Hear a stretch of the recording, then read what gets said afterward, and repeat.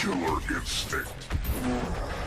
So they're cool little things to mix up the opponent. Like you can do that again. Here, once you set up the block. Yeah. And I can go like that. So all right. It's that constant mix-up game which we want the players. Which to decision enjoy are they going to play. make, and which decision am I going to make? Okay. So you also seem to, from the trailer impressions, have a wall bounce or an ability to jump a wall jump.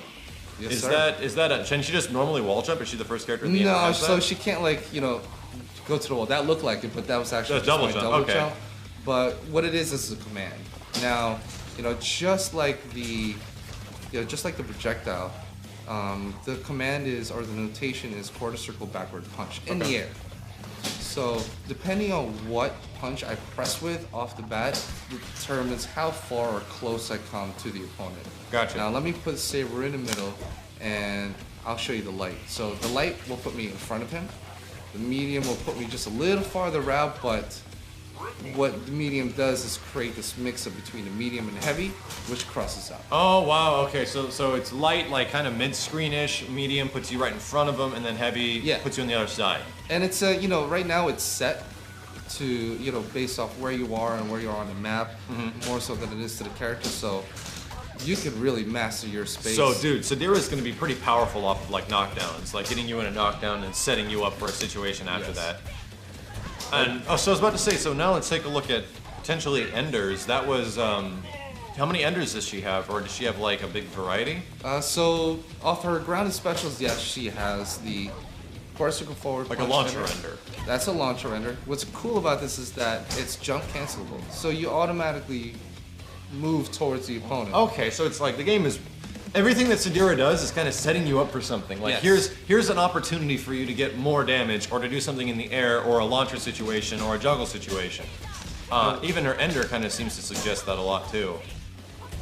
And I showed you before, huge difference between level 1 and like from the previous build, if you guys caught it, and level 2. Like just look how high it goes, and there's tons of stuff. Okay. Now, I'm not limited to like just one thing, but you have to be really on point when it comes down to your follow-ups after that launcher. Because you can even launch them up and then bring them back to the ground and then do stuff on the ground? Yeah. Okay. Okay, I'll show. Holy crap! Oh my god! Okay, that looked pretty freaking sick. Cool stuff. How about any other enders that she has from the ground to the air? So, let's see. What she has is what we call an exchange ender for her flip kick. Now, what it does is put her on the other side. What's cool about this, depending on what level you do the ender at, enables you for a follow-up. So, for the lighter ones, I probably only get a jab after, and I have to make sure that And it's got to be pretty sensitive timing. But the higher I go up, I can follow up with some cool stuff. All right. I just did the incorrect follow, but I would have been able to hit with a heavy kick.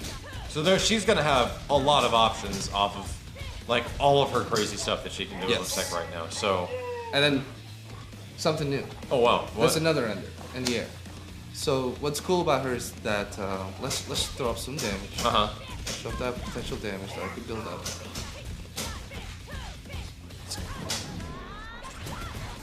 Her air shadow attack.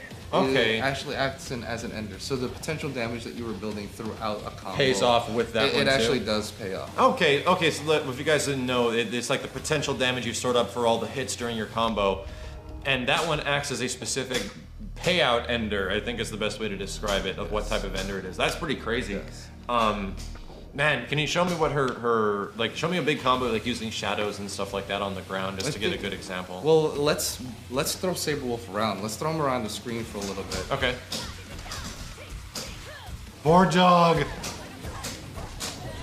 Oh my god. Okay. So he got to just throw this there.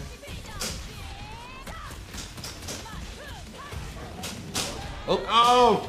So this stuff isn't like super easy mode. It's gonna take some precise timing to hit these big combos. Yeah, but she's one of those characters that, off the bat, it's gonna be really fun to play her because, hey, I got all these special attacks in the air. I'm constantly rushing down, but it's really going to fit nicely in the guys who just love high execution combos.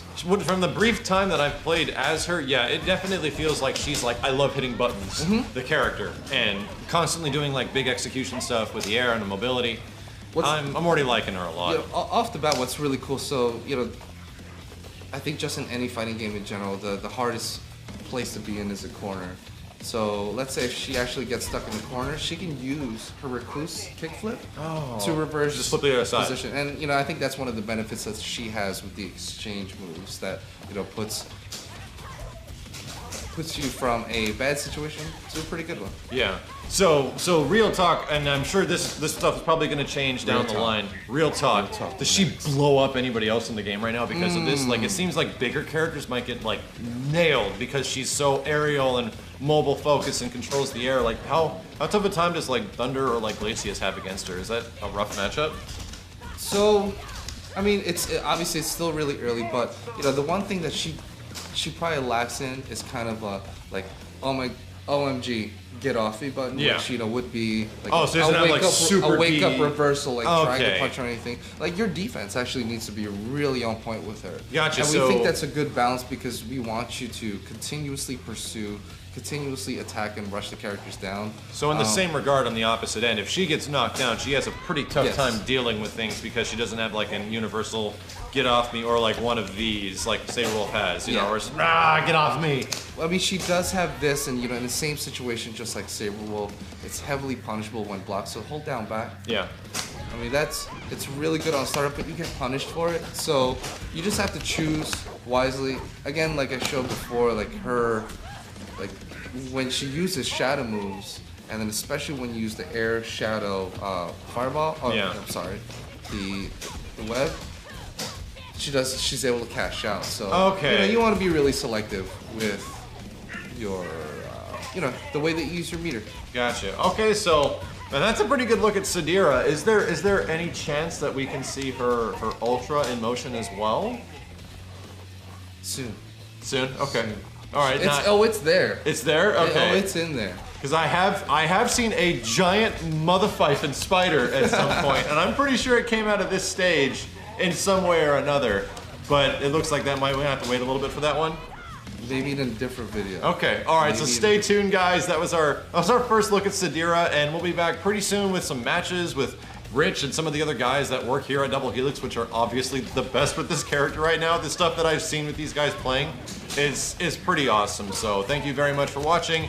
And Rich will be back pretty soon with another video? Yeah, let's do it. All right, take care, folks.